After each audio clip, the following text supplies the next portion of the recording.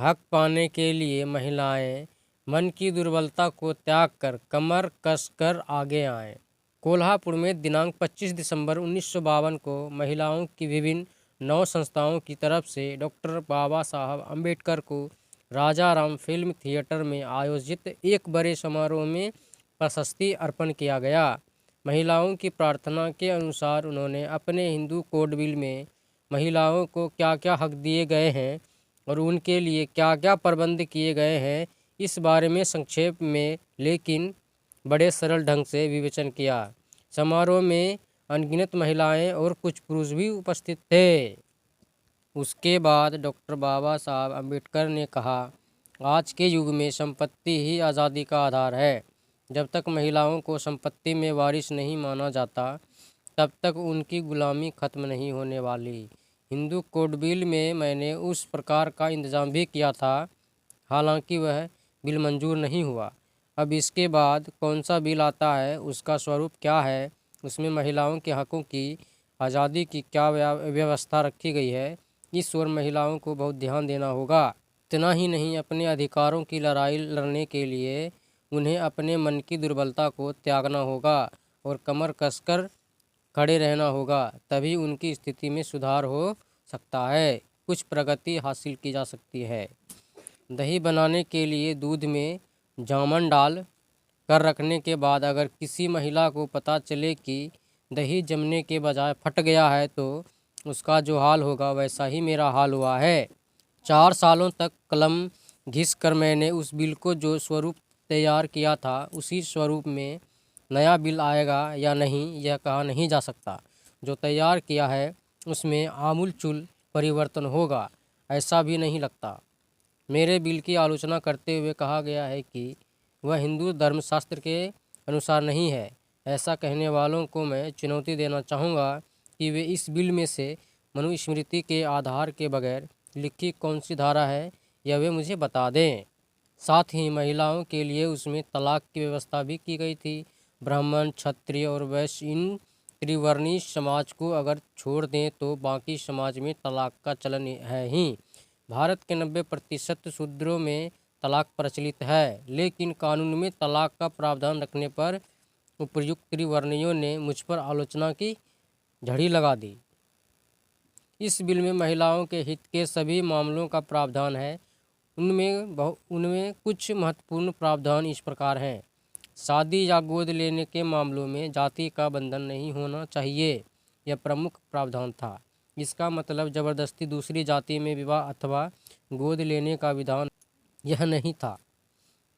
एक दूसरे से प्रेम के कारण अगर किसी को दूसरी जाति के व्यक्ति से शादी करनी हो या दूसरी जाति के बच्चे को गोद लेने की इच्छा हो, तो परंपराओं के कारण उन पर जो पाबंदी थी उसे इस बिल के सहारे मैंने हटा दिया था। पति को ही परमेश्वर मानने वाली आर्य महिलाएं हैं। पति चाहे कैसा भी बर्ताव करे, पति को ही परमेश्वर मानने वाली आर्य महिलाएं हैं।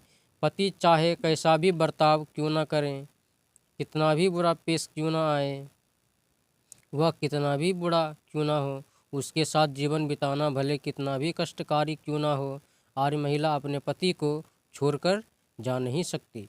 पति को लेकिन छूट है, इसीलिए जिस पत्नी को अपने पति के साथ घर चलाना अच्छा नहीं लगता है, उसे इस बिल में तलाक लेने की सहूलियत दी गई है। इसी प्रकार स्त्री धन का भी प्रबंध किया गया था।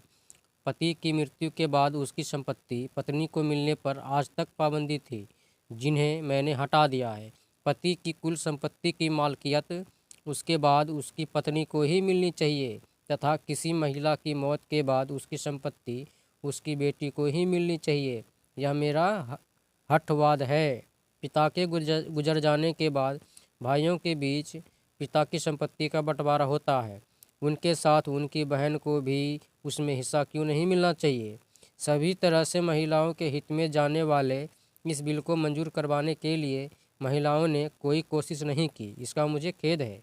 पुरुष होने के बावजूद मैं महिलाओं के अधिकारों के लिए लड़ा, लेकिन महिलाओं ने क्यों थोड़ी भी उत्सुकता नहीं दिखाई, यह बात मेरी समझ में नहीं आती। इस बिल को समर्थन देने की बात तो दूर, कुछ महिलाओं ने मुझसे मिलकर यह बताने की कोशिश की यह बिल अच्छा नहीं है। मैं दिल्ली में था तब महिलाओं का एक प्रमुख प्रतिनिधिमंडल मुझसे मिलने आया। उनसे जब मैंने पूछा कि क्या आपने वह बिल पढ़ा है, तो उन्होंने बताया कि नहीं पढ़ा।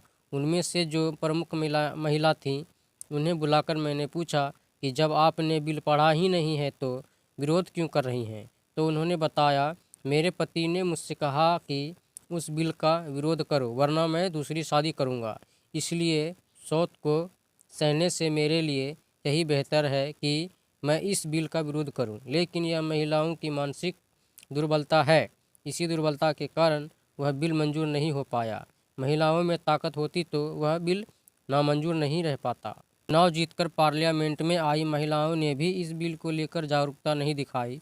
उन सभी महिला सदस्यों का पूरा ध्यान यूनो, ILO, कोड़िया आदि मामलों पर ही लगा रहा। मेरे बिल का समर्थन करने के लिए वे तैयार नहीं थीं। बिल का समर्थन करने पर यूनो या अन्य कहीं जाने का मौका नहीं मिलेगा, इसका उन्हें डर था। इस प्रकार की लोभी मानसिकता के कारण ही हमारे देश का नुकसान हो रहा है। सार्वजनिक अथवा राजनीतिक क्षेत्र में काम करने वाला हर व्यक्ति आज इसी ताक में रहता है कि मैं कमिश्नर कब बनूंगा या मुझे फलां पोस्ट कब मिलेगी। इसी लोभ से उसके सभी काम चलते रहते हैं। महिलाओं में मुझे यह दोष बहुत दिखाई देता है। महिलाओं के मन पर परंपरा की पकड़ अधिक कसी हुई होती है, इसलिए उनमें यह दुर्बलता दिखाई देती है। उन्हें ऐसा डर मन से निकाल देना चाहिए। इंग्लैंड की महिलाओं ने मतदान का हक पाने के लिए आंदोलन किए हैं। उसी प्रकार महिलाएं अगर अपनी स्थितियों में सुधार चाहती हो, आज़ादी पाने में यह बिल मंजूर होना चाहिए। ऐसा अगर उन्हें लगता हो तो उन्हें आंदोलन करना होगा। उसके बगैर महिलाओं पर अत्याचार करने वाले पुरुष उनकी स्थितियों में सुधार नहीं लाएंगे। इंग्लैंड में महिलाएं अपनी इच्छा से तलाक लेकर अपना जीवन बिता सकती हैं। इसके पीछे उन्हें मिला विरासत का अधिकार है। उसी प्रकार मलबारी समाज में पिछले 50-60 सालों से तलाक ज़्यादातर नहीं होते, क्योंकि वहाँ भी महिलाओं को विरासत का अधिकार मिला हुआ है। इसलिए पुरुष उसके साथ अच्छा व्यवहार करता है। इसीलिए पुरुषों की अच्छी ही अपने को भी विरासत का अधिकार मिले, इसके लिए महिलाओं को आंदोलन करना होगा। घर में बैठकर अथवा सभा सम्मेलनों में प्रस्ताव पारित कर ये काम नहीं होने वाला है। उसके लिए आंदोलन करने के लिए महिलाएं खुद आगे आएं। हिंदू कोड बिल की शुरुआत 1939 में हुई। तब से पिछले 11 सालों से इस बिल के स्वरूप पर चर्चाएं हो रही हैं। ऐसे में उस बिल के टुकड़े टुकड़े कर उसके स्वरूप को लेकर अफवाहें क्यों फैलाई जा रही है, यह बात समझ में नहीं आ रही है। आने वाले बिल की हर धारा को ठीक से पढ़कर देखें। केवल अंतर्जातीय विवाह के बारे में क्या लिखा है यह देखकर काम नहीं चलेगा। केवल वही एक धारा नहीं और अन्य कानून पुराने ही रहने से नुकसान हो सकता है। विजातीय विवाह से उत्पन्न संतति को अपने पुराने शास्त्रों के अनुसार संपत्ति में विरासत का अधिकार नहीं मिल सकता। इसीलिए इस प्रकार पैदा हुई संतति को कानूनी वारिस ठहराकर उसे मालिकियत देने का प्रावधान भी कानून में होना चाहिए।